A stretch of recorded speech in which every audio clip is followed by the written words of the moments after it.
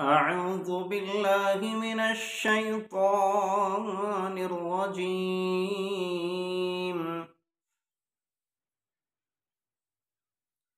بسم الله الرحمن الرحيم.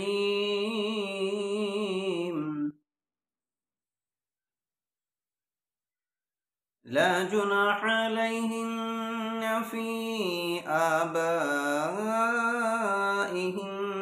ولا أبنائهن ولا إخوانهن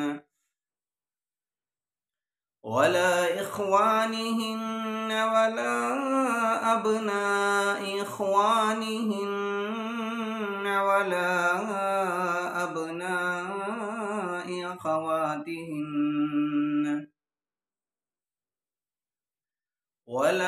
أبناء أخواتهن ولا نسائهن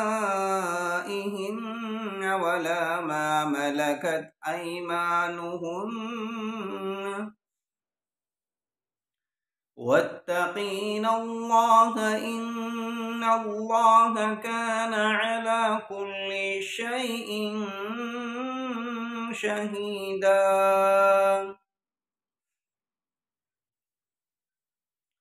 إن الله وملائكته يصلون على النبي يا أيها الذين آمنوا صلوا عليه وسلموا تسليما.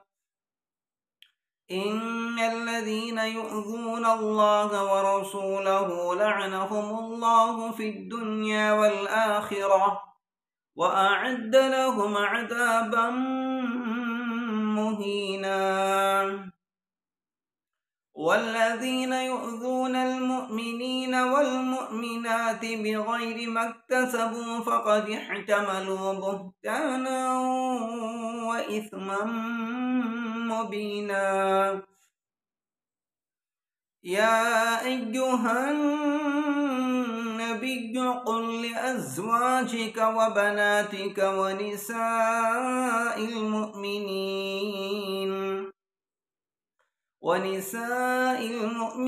يدنين عليهن من جلابيبهن ذلك أدنى أن يعرفن فلا يؤذين وكان الله غفورا رحيما. صدق الله العظيم.